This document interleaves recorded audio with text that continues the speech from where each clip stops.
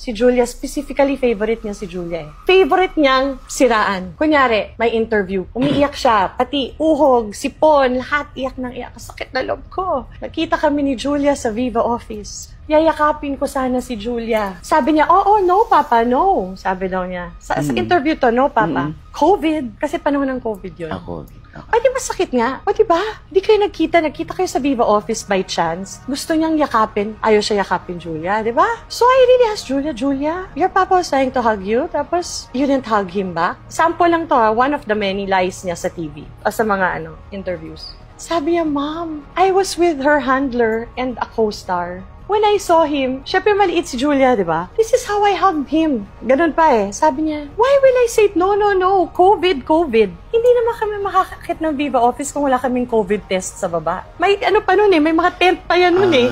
May mga tent pa nun eh. Hindi naman makakapasok sa opisina nang hindi ka nakatest. So why will I say that? Ito yung mga pinapalabas niya sa interviews na nasisira yung anak ko.